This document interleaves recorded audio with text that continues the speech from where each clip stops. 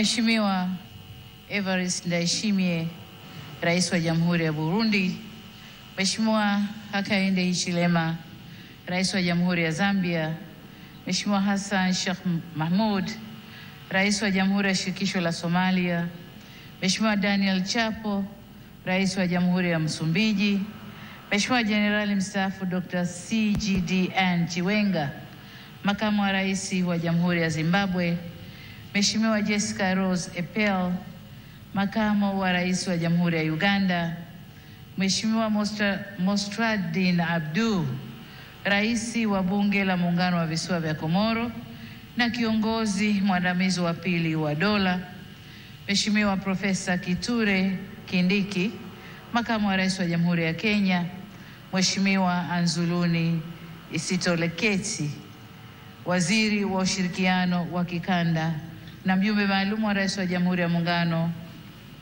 Rais wa Jamhuri ya Kidemokrasia ya Kongo, Mheshimiwa Dr. Emmanuel John Nchimbi, Makamu wa Rais wa Jamhuri ya Muungano wa Tanzania, Mheshimiwa Dr. Hussein Ali Mwinyi, Rais wa Zanzibar na Mwenyekiti wa Baraza la Mapinduzi, Mheshimiwa Dr. Jakaya Kikwete, Rais mstaafu wa Jamhuri ya Muungano wa Tanzania, waheshimiwa makamu wa rais wastaafu, waheshimiwa marais wastaafu wa Zanzibar, mawaziri wakuu wastaafu, Jaji Mkuu wa Mahakama ya Tanzania, Jaji Mkuu wa Zanzibar, wakuu wa vyombo vya ulinzi na usalama, viongozi wote kutoka Tanzania, mwenyekiti wa Tume Huru ya Taifa ya Uchaguzi, viongozi wa vyama rafiki Frelimo na CNDD-FDD na vyama vya siasa vya hapa nchini, waheshimiwa mabalozi, wakuu wa taasisi na mashirika ya kimataifa na wakilishi wa nchi mbalimbali, waheshimiwa wabunge wateule, wawakilishi wateule na madiwani wateule, waheshimiwa viongozi wetu wa dini, ndugu waandishi wa habari na wananchi kwa ujumla, mabibi na mabwana, Tanzania oye! Nianze kwa kumshukuru sana Mwenyezi Mungu kwa kuturuzuku uhai na kutuwezesha kushiriki sherehe hizi za kihistoria kwa taifa letu. Pili, ni washukuru wa Tanzania wote kwa imani yao kwa Chama cha Mapinduzi na kwa mapenzi makubwa na kutupa mimi na makamu wa rais fursa hii adhimu ya kuwatumikia. Shukrani za kipekee kwa viongozi na wanachama wa Chama cha Mapinduzi kwa namna walivyoendesha kampeni kwa mafanikio makubwa sana. Nishukuru tena Tume ya Uchaguzi kwa kuratibu na kusimamia mchakato mzima wa uchaguzi kwa ufanisi usiotiliwa shaka. Ndugu viongozi na ndugu wananchi, katika uchaguzi huu tulikuwa wagombea 17 kutoka vyama mbalimbali vya siasa nchini tukiwania nafasi ya urais wa Jamhuri ya Muungano wa Tanzania. Napenda kuwashukuru sana wenzangu 16 ambao kwa hakika wameonyesha ukomavu wa kidemokrasia kwa kuendesha kampeni ambazo tulishindana kwa hoja na sote tulionyesha kuwa siasa sio vita. Tumemaliza vyema uchaguzi na kumpongeza aliyeshinda. Aidha, nitumie fursa hii pia kumpongeza sana Rais wa Zanzibar na Mwenyekiti wa Baraza la Mapinduzi, Mheshimiwa Dr. Hussein Mwinyi na vyama vya siasa vilivyoshiriki uchaguzi Zanzibar kwa kumaliza uchaguzi kwa salama na amani. Zanzibar oye! Pongezi zangu pia ziwaendee wote walioshinda kwenye nafasi za ubunge, ujumbe wa Baraza la Wawakilishi na udiwani kote nchini. Kwa wote niwaambie, uchaguzi umekwisha. Sasa baada ya kuwapa, tukafanye kazi ya kulijenga taifa letu na kujenga utu wa Mtanzania. Waheshimiwa marais, viongozi, ndugu wananchi, shughuli inakuwa nzuri na ya kufurahisha ikihudhuriwa na ndugu zako wanaokupenda. Tanzania leo imejawa na furaha kubwa kuona baadhi ya waheshimiwa marais wenzangu na viongozi mbalimbali wa nchi jirani na nchi marafiki wamejumuika nasi katika tukio hili. Pamoja na kwamba tulitoa mwaliko kwa muda mfupi, Kwa wale walioshindwa kushiriki, tunatambua uzito wa majukumu yao na tunajua mioyo yao ipo pamoja nasi. Tunashukuru pia wote waliotuma salamu za pongezi kwetu. Tunasema asanteni sana. Ndugu wananchi, uchaguzi ni fursa kwa wananchi kueleza matakwa yao ya aina ya viongozi wanaodhani wataweza kuwatumikia vyema na kuwaletea maendeleo endelevu. Kipindi cha kampeni tuligawika kiitikadi na kishabiki kama taifa. Ila baada ya uchaguzi kufanyika, anayechaguliwa na wengi huwa ndio chaguo la nchi na anapaswa kuwa mtumishi wa wananchi wote, waliomchagua na waliochagua wagombea wengine na hata ambao hawakushiriki uchaguzi. Kwa sisi tuliochaguliwa, ahadi yetu kwenu wananchi ni kulitumikia taifa hili kwa nguvu zetu zote, vipawa vyetu vyote na maarifa yetu yote. Ndugu zangu wa Tanzania, ni vyema tutambue kwa uchaguzi mkuu wa viongozi wa serikali ni mchakato wa msimu mmoja tu ndani ya kipindi cha miaka mitano. Muda mwingine wote maisha lazima yaendelee. Hivyo basi jukumu letu sote kwa pamoja ni kujenga nchi yetu na kuifanya kesho yetu iwe bora zaidi kuliko jana yetu. Niwasihi tuendelee kuilinda itikadi yetu ya umoja na mshikamano. Ndugu zangu, wote tunaitakia mema nchi hii, tumesikitishwa na kuhuzunishwa na matukio ya uvunjifu wa amani, upotevu wa maisha na uharibifu wa mali za umma na mali za watu binafsi kwenye baadhi ya maeneo hapa nchini, hasa kwenye majiji na miji. Kilichotokea hakiendani na taswira na sifa za Kitanzania na sio Utanzania. Haikutushangaza kuona kuwa baadhi ya vijana waliokamatwa kutokana na kadhia hiyo wametoka nje ya Tanzania. Vyombo vyetu vya ulinzi na usalama vinaendelea kufuatilia na kuchunguza kwa undani zaidi kilichotokea na kuirudisha nchi katika hali tuliyoizoea kwa haraka. Kamati ya ulinzi ya kitaifa na kamati za ulinzi za mikoa na wilaya, na wataka muhakikishe kuanzia leo maisha ya wananchi yanarejea mara moja.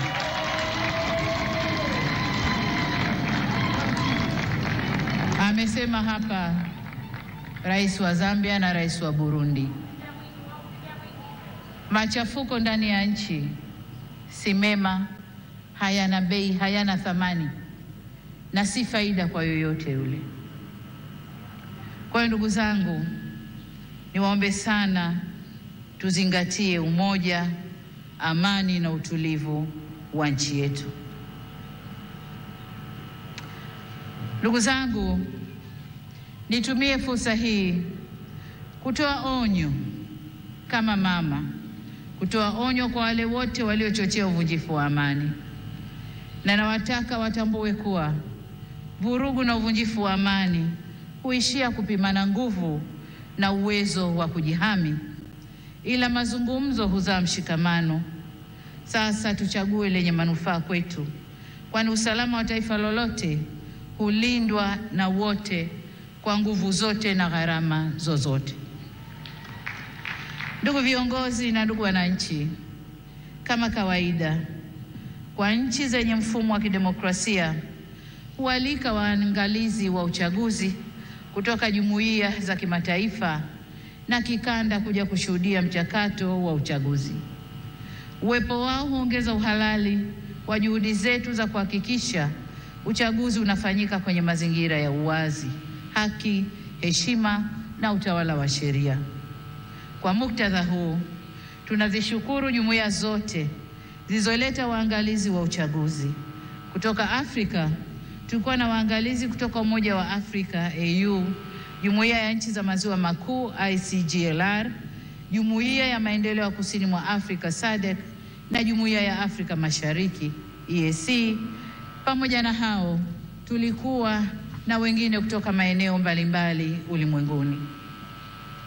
Makundi yote ya waangalizi yameshatoa taarifa za awali na tunawashukuru kwa kuwa nasi, na kwa heshima kubwa tumepokea maoni yao. Hata hivyo, kama alivyowahi kusema Rais wa awamu ya 3 ya Jamhuri ya Muungano wa Tanzania hayati Benjamin William Mkapa mwaka 2000 wakati akiapishwa kuwa rais, na hapa nanukuu kipande tu cha hotuba hiyo kinachosema: nawashukuru watazamaji wa kimataifa kuja kushuhudia uchaguzi wetu ulivyofanyika. Walipotusifu tumepokea sifa hizo kwa unyenyekevu mkubwa. Tumesikia pia waliodhani hayakwenda sawa, na mengine hata sisi wenyewe tumeyaona. Maagizo ya kutuelekeza nini cha kufanya tumeyakataa. Ushauri wao tutauzingatia ili tufanye vizuri zaidi siku zijazo. Mwisho wa kunukuu. Ndugu wananchi, sifa moja ya mwanadamu ni kutokukamilika. Aliyekamilika kabisa bila kasoro yoyote ni Mwenyezi Mungu peke yake. Ndio maana katika shughuli au harakati za wanadamu tunaunganishwa na mawasiliano, mazungumzo na maelewano. Au kwa maneno mengine, tunaunganishwa na uwepo wa suluhu. Suluhu yenyewe sio suluhu mimi, lakini hata suluhu mimi nitafanya kazi yangu ya kuunganisha taifa. Kwa hiyo tunaunganishwa na uwepo wa suluhu ya mambo katika jamii zetu. Kama mnavyofahamu, katika kuliunganisha taifa, serikali ya awamu ya 6 tulianza na falsafa ya R4 inayosimamia misingi ya kuzungumza na kuelewana, kuvumiliana, kubadilishana au kubadilisha mwelekeo baada ya maelewano na kuendelea kujenga taifa letu. Tunapoendelea mbele, hatutachoka wala kurudi nyuma kwenye kusimamia yote yanayohusu kujenga umoja na mshikamano wa taifa letu. Ndugu wa Tanzania, mkusanyiko wetu leo hapa sio kwa ajili ya kuwazawadia walioshinda kwenye uchaguzi, la hasha, bali ni matakwa ya kikatiba ya kukabidhiwa dhamana ya kuwa mtumishi mkuu wa taifa katika kuleta maendeleo endelevu kwa maana ya uimara wa kiuchumi, kisiasa, kidiplomasia na kijamii. Ili tuweze kuyatimiza hayo, hatuna budi kuhakikisha tunahimizana umoja na upendo kwa nchi yetu. Tunadumisha amani na kuheshimu sheria za nchi. Kinyume cha hayo, maandamano, vurugu, uvunjifu wa amani husababisha maumivu na havileti manufaa wala faida kwa yoyote yule. Ni wasihi wa Tanzania tuchague hekima badala ya ghadhabu, busara badala ya mihemuko, upendo badala ya chuki, uvumilivu badala ya vinyongo, umoja badala ya mgawanyiko, na amani badala ya vurugu. Lakini vile vile ni wajibu wetu kuchagua unyenyekevu badala ya kiburi na huruma badala ya hasira. Taifa letu ni moja na lina nguvu zaidi kuliko mtu yoyote yule. Demokrasia haipimwi kwa nani kashinda uchaguzi, bali kwa jinsi tunavyoendesha mambo yetu baada ya uchaguzi. Tutakuwa na nguvu zaidi pale kila sauti chanya au hasi zitakaposikilizwa, kuheshimiwa na kuthaminiwa, na vile vile tunapoweza kuponya wenye maumivu. Hii si kazi ya upande mmoja wa serikali peke yake, bali ni kwa kila jumuiya za wananchi, vyama vya siasa, dini zetu na kila mwananchi.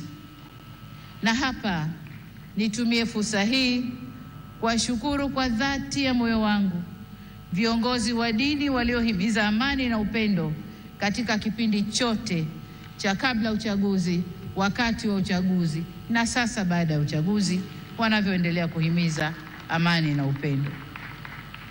Ndugu zangu, nimeamua kutumia jukwaa hili leo kushukuru na kupongeza kwa kumaliza uchaguzi kuhimiza umoja na mshikamano wa kitaifa na kusisitiza kwamba Jamhuri ya Muungano wa Tanzania kama taifa ni muhimu zaidi kuliko matakwa binafsi ya mtu yoyote.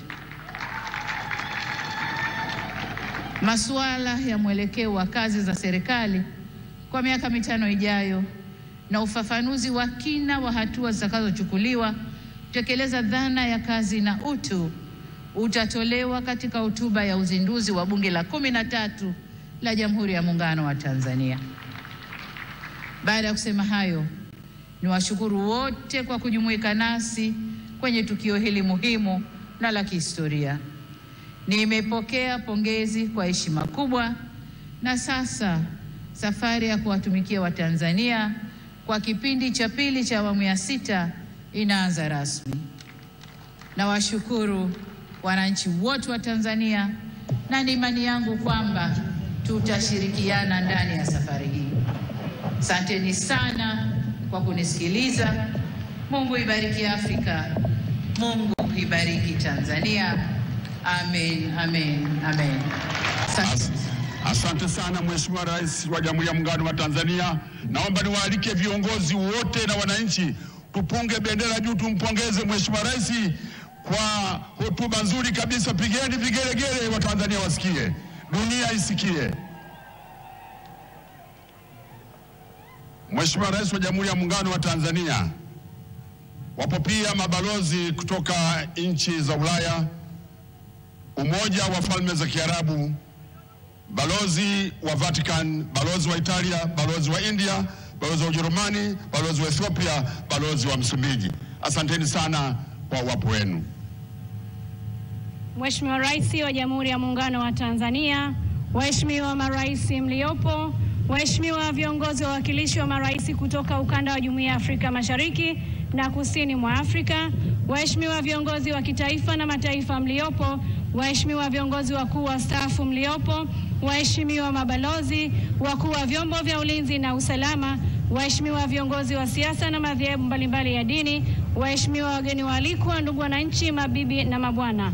Mpaka hapa ndio tunafikia mwisho wa sherehe za uapisho wa Rais mteule wa Jamhuri ya Muungano wa Tanzania na Amiri Jeshi Mkuu leo hii tarehe 3 Novemba 2025.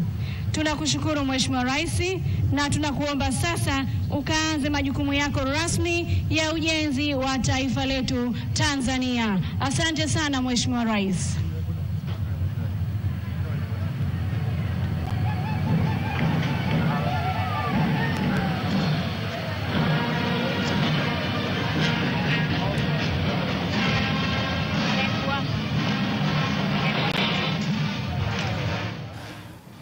Dakta kabisa, mtazamaji, kutoka uwanja wa kijeshi kule Dodoma. Uwanja huu unafahamika kama Jamhuri Military Grounds kule Dodoma, mtazamaji, ambapo kwa sasa ameapishwa Rais wa Tanzania, Rais Samia Suluhu Hassan. Bila shaka wengi wanaosema na wasemao wanasema kwamba ameleta suluhu katika taifa la Tanzania. Mwenyewe binafsi kasema kwamba amani ndio suluhu kwa taifa, na bila shaka amezungumzia mengi katika hotuba yake, kando na viongozi ambao wamemtanguliza ambao wamezungumza kabla yake kuzungumza Samia Suluhu, ambao ni wageni waalikwa katika taifa hilo la Tanzania. Amezungumza Rais wa Zambia, vile vile amezungumza Rais wa Burundi, wote wakiwa wanampongeza Rais Samia Suluhu Hassan wa Tanzania sasa, ambaye amechaguliwa tayari kuliongoza taifa hilo. Ni kufahamisha tu kwa muhtasari, mtazamaji, ni kwamba Rais Samia Suluhu Hassan alichaguliwa na siku ya Jumamosi katangazwa kwamba alishinda uchaguzi kwa 98%, na ikiwa ni 97.6, inakuwa ni 98% ya wananchi walimchagua katika uchaguzi uliofanyika tarehe 29 mwezi wa Oktoba, mtazamaji. Japo kumekuwa na vurugu ambazo zimeshuhudiwa huku na kule, mtazamaji, ni kwamba basi uchaguzi huu ulikamilika, na viongozi wa upinzani wamesema abadan katan hawatakubali matokeo ya uchaguzi huu. Wanasema kwamba it was a sham election, yani ulikuwa ni uchaguzi fiongo tu, uchaguzi ambao haukuwa sawa, na hivyo basi wakateta, lakini tetesi zao zinasalia kuwa tetesi kwa sasa, kwa sababu tayari Samia Suluhu amekwisha kuapishwa, mtazamaji, katika uwanja huo wa kijeshi. Chaguo la uwanja wa kijeshi katika uapisho wake Samia Suluhu Hassan sijui, lakini basi imekuwa hivyo tangu mwendo wa asubuhi, ndipo sasa shughuli hii imekamilika. Viongozi mbalimbali wakiongozwa na naibu rais wa Kenya Profesa Kithure Kindiki vilevile wamehudhuria hafla hii. Viongozi wengi vilevile wamekuwa naibu rais kutoka Zimbabwe, kutoka Uganda, kutoka visiwa vya Komoro, wote wamekuwa kule mtazamaji. Vilevile marais kutoka Somalia na Msumbiji wamekuwepo, kando na rais wa Zambia na Burundi.